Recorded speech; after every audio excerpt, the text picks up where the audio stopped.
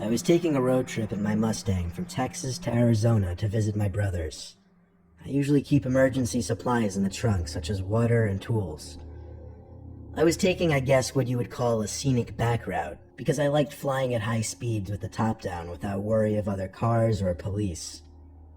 This was one of those completely deserted seeming roads with one lane on either side and nothing but desert sand, cacti, and shrubs as far as the eye can see. I was flying down this road when the car started to emit these concerning popping noises from under the hood, and the car started to jolt or jump slightly.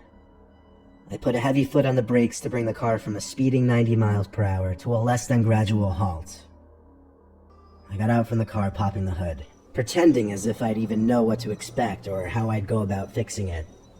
There was no smoke, nothing like that, but I didn't have a clue what could be the problem.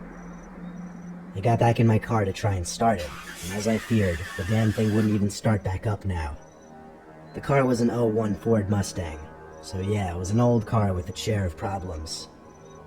Naturally, I tried to call my roadside service company, but bad became worse, realizing I didn't have any service this far out in the desert. I was more or less stranded. I hadn't seen a single other car pass me that whole hour I was driving on that road, and I was scared to think how long it would take for someone to pass. I waited on the side of the road, sitting on my car's trunk for literally hours, sweating my ass off. My spirits rose when I saw the shine of a car reflecting the sunlight speeding down the road in the horizon. I hopped off my trunk and started walking and waving my arms out for help, but the car didn't stop. It zoomed past me. Pure evil.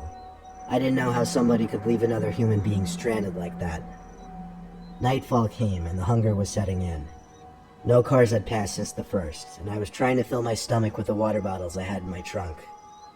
Eventually, I saw headlights approaching. I had my car's hazards on, but I also waved my arms once more. The truck pulled to the side, and a fairly large man stepped out. I told him my car broke down and asked if he knew anything about cars, but he didn't immediately seem interested in my car. He more so seemed interested in asking me if I was alone, where I was going, and why I didn't just call for help. Then he asked me if anyone knew I was here. These questions were certainly making me uncomfortable. He finally offered me a ride, though if he was trying to make a point of making me uncomfortable, he accomplished that. I stepped up into his pickup truck, and off we started driving.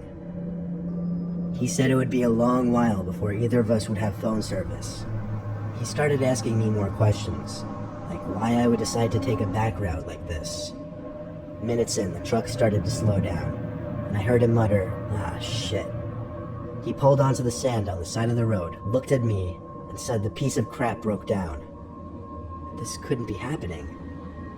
I looked back at the man, and realized he was still looking at me. Like 5 seconds went by, and he was just still staring at me. He finally asked me to go lift up the hood once he would crank the latch. I can only describe this whole situation so well, but through everything up until this point, I was insanely suspicious. I went in front of his truck with a bit of distance between the front and I, and waited to hear a click, meaning the truck's hood was unlatched. In my head, I was picturing him trying to run me over, and that's exactly what happened. As I took one step towards the truck to try and open the hood, I heard the roar of the engine as the man was on the gas. I dove for my life. If I reacted half a second later, I'd have lost my legs or instantly been killed. I took off running into the pitch black night, looking back to see the taillights still there. And then this. Gunshots. Surely gunshots aimed at me. That man was trying to kill me. It was too dark out there for him to possibly shoot me dead without some kind of luck, but I thought I was going to die at any moment. I ran as far as I could, then dove and made myself as low to the ground as possible. I heard a truck speeding off in the distance, so I turned and saw the taillights of the truck slowly disappearing down the empty road.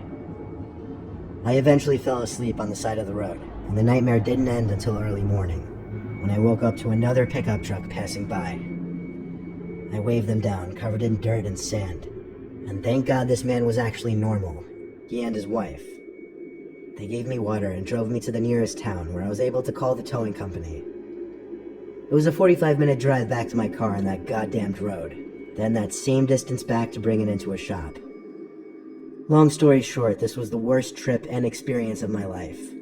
Having someone try to run you over and then shoot at you isn't something you simply get over.